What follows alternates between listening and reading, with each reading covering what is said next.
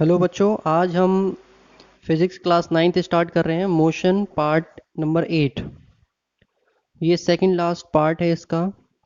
इसमें हम mostly theory cover कर लेंगे और नेक्स्ट जो लास्ट आएगा इसका 9th पार्ट, इसमें आपको कुछ न्यूमेरिकल्स बताएंगे और फाइनली ये चैप्टर कंप्लीट हो जाएगा। तो चलिए स्टार्ट करते हैं। प्रीवियसली हमने जो ग्राफ पढ़े थे, डिस्टेंस और टाइम के रिलेटेड ग्राफ पढ़ लिए थे। आज हम पढ़ेंगे डिस्प्लेसमेंट और time graph. Displacement and time. देखिए, डिस्प्लेसमेंट मैंने आपको प्रीवियसली बताया था।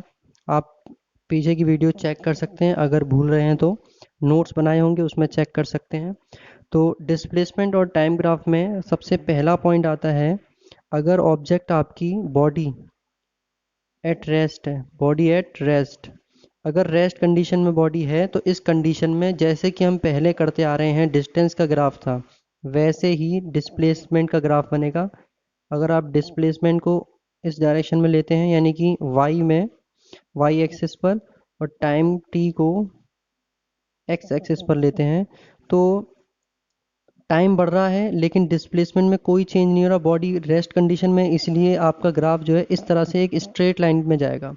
तो हम क्या कहेंगे, when body at rest there is time is increasing but no change in the displacement. Displacement में बॉडी की पोजीशन में कुछ भी चेंज नहीं हो रहा, ठीक है। तो इसे हम कहेंगे कि no change in the displacement, ठीक है। ये हो गया आपका displacement and time graph when body at rest. अब आती है condition displacement time graph for body moving with uniform velocity. अब बॉडी क्या कर रही है, यूनिफॉर्म वेलोसिटी से मूव कर रही है। Body moving with uniform velocity, एक यूनिफॉर्म वेलोसिटी से बॉडी क्या कर रही है, मूवमेंट कर रही है। तो इस कंडीशन में आपका किस तरह से ग्राफ बनेगा, सपोज दैट ये आपका वाई एक्सिस, ये एक्स एक्सिस, सिमिलरली पहले की तरह डिस्प्लेसमेंट यहाँ पर और टाइम आपका यहाँ। तो इसमें क्या होगा, यूनिफॉर्म वेलोसिटी आपको पता है एक कंटिन्यूस वेलोसिटी के साथ चलती रहती है। कोई भी ऑब्जेक्ट है अगर 20 किलोमीटर पर आवर डिसाइडेड है तो इसी स्पीड से वो चलती जा रही है। तो एक इसमें क्या होता है, एक इक्वल टाइम इंटरवल लगेगा, यानी कि अगर 0 से 5 सेकेंड, फिर अगेन 0 से 5 से 10, फिर अगेन 10 से 15, फिर 20, ये इस तरह से डिवीज़न होगा इसका, 0 से 5, 10, 15, 20। इस तरीके से इसमें क्या है, चेंजमेंट आ रहा है, इंटरवल्स बने हुए हैं टाइम के कुछ ब्लॉक्स हैं ना। तो इक्वल टाइम इंटरवल में इक्वल डिस्प्लेसमेंट बॉडी का होगा, यानी कि 0 से 5 किलोमीटर का टाइम में इसने कितना डिस्टेंस या कितना डिस्प्लेसमेंट आया, 1 किलोमीटर का सपोज दैट। अब अगेन 5 से 10, यानी कि फिर अगले 5 सेकंड में कितना चेंज आया, 1 और किलोमीटर बढ़ गया आगे। तो यहाँ जब हम मैच कराएंगे तो ये पॉइंट यहाँ पर आएगा, अगेन यहाँ मैच कराएंगे तो पॉइंट यहाँ पर आएगा। ऐसे ही इस तरीके से पॉइंट आते जाएंगे इस तरह से, और ये एक इंक्लाइंड वे में स्ट्रेट लाइन बन जाएगी। इसे हम कहते हैं आपका graph for the uniform velocity, जब बॉडी आपकी यूनिफॉर्म वेलोसिटी से मूवमेंट कर रही है, ठीक है। अब नेक्स्ट आता है आपका third, displacement time graph for body moving with increasing non-uniform velocity. Body moving with increasing non-uniform velocity, non uniform velocity के साथ बॉडी क्या कर रही है, मूवमेंट कर रही है, ठीक है ना। तो अब नॉन यूनिफॉर्म हमें पता है क्या होता है, कि वैल्यू अगर किसी बॉडी की स्पीड 20 किलोमीटर पर आवर है किसी टाइम पर, तो कुछ 5, 10, 20 सेकंड के बाद उसकी स्पीड 30 किलोमीटर पर आवर हो जाए, तो ये स्पीड में वेरिएशन चलता रहता है। तो इसे हम कहते हैं नॉन यूनिफॉर्म वेलोसिटी, और ये वेलोसिटी क्या है, इंक्रीज हो रही है, ठीक है। तो इंक्रीमेंट के टाइम पर क्या होगा, कि अगर ग्राफ बनेगा तो कुछ इस तरह से बनेगा, एक पॉइंट बढ़ता जाएगा और इस तरह से एक कर्विकल शेप में ग्राफ चला जाएगा, ठीक है। ये आपका डिस्प्लेसमेंट हो गया, ये आपका टाइम हो गया, सिंपल है पहले की तरह, सेम टू सेम। अब अगर यही चीज़ अगर रिवर्स हो जाए, सपोज दैट हम ये कहें कि जो बॉडी की वेलोसिटी है वो क्या हो रही है, डिक्रीज हो रही है। ये जो ग्राफ है किसके लिए है, इंक्रीमेंट के लिए, जब बॉडी की स्पीड इंक्रीज हो रही है उस पॉइंट के लिए ग्राफ है ये। अब अगर हम बात करें कि वो वेलोसिटी जो डिक्रीज हो रही है, अगर डिक्रीज हो रही है वेलोसिटी, तो ग्राफ किस तरह से बनेगा, कुछ इस तरह से डिक्रीज होगा। ठीक है, ये टाइम आपका चल रहा होगा और ये आपका डिस्प्लेसमेंट चल रहा होगा, कुछ इस तरह से ग्राफ बनेगा। तो सिंपल है, जब वेलोसिटी इंक्रीज हो रही है तो ग्राफ अपवर्ड डायरेक्शन में जाएगा कर्विकल वे में, डिक्रीज हो रही है तो ग्राफ डाउनवर्ड डायरेक्शन में कर्विकल वे में जाएगा। ठीक है, तो ये थे आपके डिस्प्लेसमेंट और टाइम ग्राफ, जिसमें सिर्फ तीन टाइप आते हैं, 1 2 3, तीन टाइप्स के ग्राफ्स हैं इसमें। अच्छे से इसको आप स्टडी कर लीजिएगा। जब भी इस टाइप के ग्राफ आएंगे तो आपने ये एक्सप्लेन करके भी बताना है कि हमने वाई पर डिस्प्लेसमेंट लिया, एक्स पर टाइम लिया, तो क्यों ये इस तरह से स्ट्रेट लाइन आई। आप सिंपली बताएंगे बॉडी रेस्ट कंडीशन में है, टाइम इंक्रीज कर रहा है, बट डिस्प्लेसमेंट यानी बॉडी की पोजीशन इंक्रीज में कोई भी चेंज नहीं आ रहा। इस तरह से एक्सप्लेन करना होगा इन ग्राफ्स को आपने, तब जाके आपका प्रॉपर आंसर होगा। चलिए नेक्स्ट देख लेते हैं, speed and time graph. Speed and time graph. Speed and time graph में क्या है आपका कि अब आप क्या करते हैं, स्पीड को वाई डायरेक्शन पर लेंगे और टाइम को एक्स डायरेक्शन पर लेंगे। ठीक है, इस बेस पर पहला पॉइंट क्या आता है कि जब बॉडी एक कांस्टेंट स्पीड से मूव कर रही हो, body moving with constant speed, constant speed से जा रही है, यानी कि स्पीड में इसके कुछ भी चेंजमेंट नहीं हो रहा, जो स्पीड डिसाइडेड हो गई तो वो हो गई बस। टाइम भले ही बढ़ता जा रहा है बट स्पीड में कुछ चेंज नहीं हो रहा। तो अगर इससे हम लिखें तो किस तरह से, सपोज दैट ये आपका पॉइंट है ओरिजिन, ये आपका वाई एक्सेस, ये एक्स एक्सेस, यहाँ टाइम है, ये आपकी स्पीड है। स्पीड सपोज दैट डिसाइड हो गई हमारी कि 10 किलोमीटर पर आवर की स्पीड है, ये टाइम इंक्रीज करता जाएगा, तो स्पीड में कुछ चेंज नहीं हो रहा, तो फिर से पॉइंट यहाँ पर, फिर से पॉइंट यहाँ पर, फिर एक पॉइंट यहाँ पर, तो इस तरह से एक स्ट्रेट लाइन मिल जाएगी आपको ग्राफ में। इसे हम कहते हैं जब बॉडी आपकी कांस्टेंट स्पीड से चल रही है। अब अगर आ जाएं आप कि बॉडी आपकी किस तरह से चल रही है, increasing speed at constant rate, increasing speed at constant rate.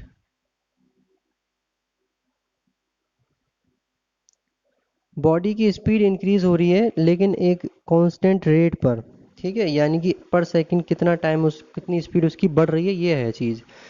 तो हम अगर डिसाइड कर लें कि एक सेकंड में स्पीड जो है जो चेंज हो रही है वो 10 किलोमीटर, इसको मीटर में कर लेते हैं, 10 मीटर पर सेकंड के अकॉर्डिंग चेंज हो रही है, यानी कि हर एक सेकंड में उसकी स्पीड 10 मीटर पर सेकंड बढ़ती चली जा रही है।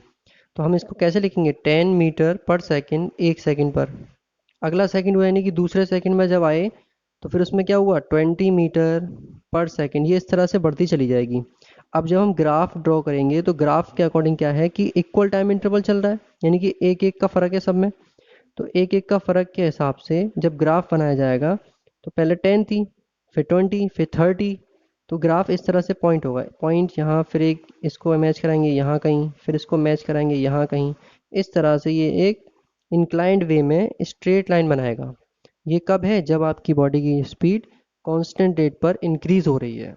ठीक है, देखिए अब अगर हम बात करें थर्ड पॉइंट का, तो थर्ड पॉइंट में क्या आता है, अगर जो आपकी स्पीड है वो एक कांस्टेंट रेट से डिक्रीज होने लगे, speed decreases with constant rate, constant rate से अगर स्पीड डिक्रीज होने लगे तब हम किस तरह से ग्राफ को शो करेंगे। तो सिंपल है कि सपोज दैट ये आपका ग्राफ है, कांस्टेंट रेट का आप मतलब आप समझ गए होंगे, यहाँ मैंने समझा दिया था। अब आपका ग्राफ जो है, सपोज दैट स्पीड डिसाइडेड थी ऑब्जेक्ट की यहाँ पर 30 मीटर पर सेकंड पर, ठीक है, और यहाँ पर इसके टाइम चल रहा है, ये इसकी स्पीड के रिगार्डिंग शो कर रहा है, ये आपका टाइम है। मैं रफली ग्राफ बना रहा हूँ, बस आपको समझना है इसको और रफली नोट कर लेना है। फेयर नोट्स हम क्लासेस कंटिन्यू होने के बाद कंप्लीट करेंगे, ठीक है। तो क्या कर रहे हैं हम, टाइम पीरियड यहाँ पर बढ़ा, इसकी स्पीड यहाँ से यहाँ पर आ गई सपोज है, फिर अगेन टाइम पीरियड बढ़ा, इसकी स्पीड यहाँ पर आ गई। इस तरह से स्पीड कम होते होते होते एट लास्ट ज़ीरो पर पहुँच जाएगी। इसे हम कहते हैं स्पीड डिक्रीजमेंट। तो स्पीड क्या रही, डिक्रीज हो रही है, तो ये ग्राफ यहाँ से इस पॉइंट से इस पॉइंट तक पहुँचेगा। पहले क्या हो रहा था, ज़ीरो से और दूसरे पॉइंट पर जा रहा था, अब ये ग्राफ इस तरह से जा रहा है। अब ऐसे ही ग्राफ आपको क्या होगा, कंबाइन करके दिए जाएंगे, मर्ज करके, यानी कि एक ही ग्राफ में सारी चीज़ें आपको दे दी जाएंगी। तो वो किस तरह से समझना है आपको, देखिए सपोज दैट फॉर एग्जांपल एक ग्राफ है इस तरह से, है ना, ये इस तरह से एक ग्राफ दिया हुआ है। तो यहाँ पर डाटा दिया जाएगा आपको कि कितनी स्पीड चल रही है, कितना टाइम चल रहा है, ये सब के अकॉर्डिंग आप चेक कर सकते हैं। और अभी आएंगे न्यूमेरिकल, हम बताएंगे उसको भी। फिलहाल ये समझ लीजिए इस टाइप का ग्राफ कैसे समझना है। इस टाइप की ग्राफ में सिंपल कुछ नहीं होता। देखिए स्टार्टिंग इसने यहाँ से करी और बढ़ते बढ़ते बढ़ते ये आ रहा है। अब ये ग्राफ क्या शो कर रहा है, इसके अकॉर्डिंग देखो ये वाला ग्राफ है, मतलब स्पीड बढ़ रही है। अब ये ग्राफ फ्लैट हो गया, बिल्कुल फ्लैट ग्राफ क्या शो कर रहा है, कांस्टेंट स्पीड हो गई। अब इधर कांस्टेंट स्पीड है, अब ये फिर डाउनवर्ड जा रहा है। इसका मतलब क्या है कि स्पीड धीरे धीरे डिक्रीज कर रही है, ये डिक्रीज कर रही है स्पीड। तो ये कॉम्बिनेशन है, इसी तरह से इसी कॉम्बिनेशन के बेस पर आपके लिए क्वेश्चंस आएंगे जिन्हें आपने सॉल्व करना होगा, न्यूमेरिकल जैसे हम कहते हैं। ठीक है ना, चलिए देखते हैं अगला। देखिए नेक्स्ट टाइप की जो ग्राफ है वो है आपका वेलोसिटी और time graph. Velocity and time graph, यहाँ पर हम वेलोसिटी और टाइम की बात करेंगे। तो पहला अगर हम देखें पॉइंट तो क्या है कि velocity time graph for body drop from a height. कोई बॉडी जो है किसी हाइट से गिरेगी अगर, तब कैसा ग्राफ बनेगा, बॉडी ड्रॉप्ड फ्रॉम हाइट, किसी हाइट से बॉडी गिर रही है तो किस टाइप का ग्राफ बनेगा। देखिए क्या होता है इसमें, अगर हम एक टेबल जनरेट करें कि किस पॉइंट पर वेलोसिटी क्या है उसकी, तो सपोज दैट यहाँ हम टाइम कैलकुलेट कर रहे हैं और यहाँ वेलोसिटी कैलकुलेट कर रहे हैं। तो टाइम हमने एज्यूम कर लिया, सपोज दैट स्टार्टिंग में टाइम ज़ीरो रहा तो वेलोसिटी उसकी ज़ीरो रही। अब इसको हम कैलकुलेट करेंगे कि किस तरह से इसके टाइम और वेलोसिटी में चेंजमेंट आया। सपोज दैट 0.1 सेकेंड में इसकी स्पीड 1 मीटर पर सेकेंड रही। ठीक है, फिर अगेन अगला से 0.1 सेकेंड और बढ़ गया तो 0.2 सेकेंड में इसकी स्पीड 1 सेकेंड और बढ़ गई। 0.3 सेकेंड में इसकी स्पीड 1 मीटर सेकेंड और 1 मीटर पर सेकेंड बढ़ी, वो 3 मीटर पर सेकेंड हो गई। इस तरह से इसकी टाइम के साथ साथ वेलोसिटी इंक्रीज कर रही है। और ये हमें सिंपल समझ में आ भी रहा होगा कि जब बॉडी गिरती है किसी भी ऊंचाई से तो उसकी स्पीड टाइम के साथ साथ बढ़ती चली जाती है। तो इस बेस पर हमें ग्राफ ड्रॉ करना है इसका। किस तरह से करेंगे इसका ग्राफ ड्रॉ, देखिए इसका ग्राफ ड्रॉ करने के लिए सबसे पहले आपने ये डिसाइड करना है कि आपको किस एक्सिस पर किसको लेना है। तो हमने एज्यूम कर लिया कि वेलोसिटी को हम यहाँ लेंगे वाई एक्सिस पर और टाइम को हम लेंगे यहाँ पर एक्स एक्सिस पर। ठीक है, अब पॉइंट हमें बना लेने हैं। इस पॉइंट पर हमने बनाया 0.1, 0.2, 0.3, 3 तक ही लेते हैं हम। ठीक है, और ये 1 हो गया, ये 2 और ये 3। अब आपने मैच कराना होता है इसको। देखो 0.1 के साथ कॉरस्पॉन्ड क्या है, 1। तो ये 0.1 और ये 1 दोनों की लाइन को मैच कराएंगे तो वो यहाँ कहीं मैच करेगी। ऐसे ही 0.2 की लाइन को ड्रॉ करेंगे ऊपर और फिर इसको यहाँ लाएंगे तो ये यहाँ मैच करेगी। 0.3 की लाइन ऊपर ले जाएंगे, फिर यहाँ ये इधर मैच करेगी। तो इस तरह से ये दोनों सारे मैच कर जाएंगे और एक स्ट्रेट लाइन बन जाएगी। ठीक है, तो ये हो गया आपका ग्राफ किस कंडीशन में, जबकि जो ऑब्जेक्ट है वो क्या है, किसी हाइट से गिर रही है। अब ये ग्राफ इसी तरीके से बढ़ते बढ़ते आगे चला जाएगा। सपोज दैट ये 0.3 के बाद 0.4 हुआ और ये 0.5, ऐसे ही 1 2 3 4 और ये 5। तो अगर आपसे कोई पूछे कि 0.6 सेकेंड में कितनी इसकी वो थी, कितनी डिस्टेंस इसने ट्रेवल कर लिया, कितना एरिया ट्रेवल कर लिया, अगर कोई पूछे आपसे, तो सिंपल सा कैलकुलेशन होगा इसका। आपने क्या करना है, फर्स्ट ऑफ ऑल इसको मैच करा देना। ये मैच हो जाएगा ना, यहाँ से मैच हो जाएगा, यहाँ कहीं टच करेगा, लाइन टेढ़ी जा रही है, यहाँ कहीं टच करेगा। तो यहाँ से यहाँ तक की हाइट कितनी हो गई, 5। ठीक है। और यहाँ से यहाँ तक 0.5, ये जो मीजर होगा वो हो गया तुम्हारा 0.5। तो ये क्या बन रहा है, एक रेक्टेंगल टाइप शेप, यानी कि जैसे हम कहते हैं एक रेक्टेंगल वो बन रहा है शेप। ठीक है। तो ये रेक्टेंगल शेप बन रहा है, तो इसका एरिया अगर हम निकालेंगे तो एरिया किस तरह से निकलेगा, जैसे कि ये हमने निकाला है, ये 5 और 0.5 है। तो रेक्टेंगल का क्या होता है, 0.5 इंटू 5 इंटू 1/2, ये एरिया निकल जाएगा। इस एरिया का मतलब हुआ कि इतनी डिस्टेंस ट्रेवल कर ली, ये इतनी दूरी तक आपकी ऑब्जेक्ट ने कवर अप कर लिया 0.5 सेकेंड तक। सॉल्व करेंगे आप तो ये आएगा 2.5 इंटू 1/2, ये हो जाएगा 1.25 मीटर की डिस्टेंस ट्रेवल कर लेगी ऑब्जेक्ट इन 0.5 सेकेंड। ऐसे सॉल्व कर सकते हैं आप। इसको एक बार और रिपीट कर लीजिए सिंपली, कि अगर वो पूछता है कि इस पर्टिकुलर सेकंड में कितनी डिस्टेंस ट्रेवल कर ली ऑब्जेक्ट ने, जैसे 0.4 ले लीजिए, तो आपने क्या करना है, 0.4 को यहाँ मैच कराना है, स्पीड यहाँ से मैच करानी है, ये मैच हो जाएगा। तो ये सब इसकी डायमेंशन मिल गई, इसका एरिया निकालिए, जो एरिया आएगा वही इसकी डिस्टेंस होगी जो इसने ट्रेवल की है। ठीक है। अब यही चीज़ अगर आ जाए कि जो ऑब्जेक्ट है वो, सेकंड केस क्या होगा इसका, ऑब्जेक्ट ने अपवर्ड डायरेक्शन में ऑब्जेक्ट गई है, अब अपवर्ड डायरेक्शन में फेंक रहे हैं ऑब्जेक्ट को, पहले अब किसी हाइट से नीचे गिर रही थी, अब अपवर्ड यानी नीचे से ऊपर जा रही है। तो इसमें ग्राफ सिंपली कैसा बनेगा, जब भी कोई ऑब्जेक्ट नीचे से ऊपर फेंकी जाएगी तो इसका मतलब क्या हुआ कि कुछ ना कुछ उसको स्टार्टिंग वेलोसिटी ज़्यादा दी गई है। तो हमने मान लिया कि वेलोसिटी उसको 10 मीटर पर सेकंड दी गई है स्टार्टिंग में, ये तो टाइम बढ़ते बढ़ते ये इसकी स्पीड कम होती चली जाएगी। जब कोई ऑब्जेक्ट नीचे से ऊपर जाती है तो इसकी वेलोसिटी कम होती है, जब उस पर कोई भी एक्सटर्नल फोर्स नहीं लग रहा हो। तो हमने एक बार फेंक दिया उसको, तो ऊपर गई, इस तरह से उसकी स्पीड कम होती चली जाएगी टाइम बढ़ते बढ़ते। तो इस तरह से इसका ग्राफ उल्टा बनेगा, जैसे ये आ रहा है लाइन उधर जा रही है, ये लाइन इधर जाएगी इस तरह से, तो ये कुछ इस तरह से जाएगी लाइन। अब ये कैसे होगा, देखिए स्पीड स्टार्टिंग में 0 पर 0 रही, 0.2 सेकंड पर स्पीड कुछ ना कुछ होगी, तो वो यहाँ मैच कर रही है, वो यहाँ आ जाएगी, एक पॉइंट यहाँ मिल जाएगा इसका। अगले सेकंड में यहाँ कहीं मैच करेगी, स्पीड कम हो गई यहाँ कहीं, तो ऐसे इस पॉइंट मिल जाएगा।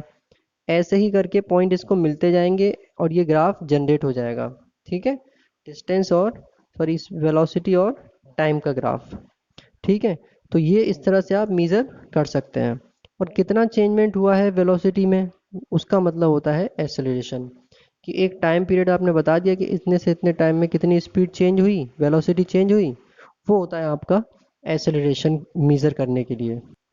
तो ये तो फिलहाल अभी ग्राफ का एक इसी सिंपल तरीके से हमने एक्सप्लेन किया है ग्राफ को, कि सिर्फ इतना बताने के लिए कि ग्राफ किस तरह से क्वेश्चन में आएगा और कैसे आपने सॉल्व करना है उस पॉइंट को।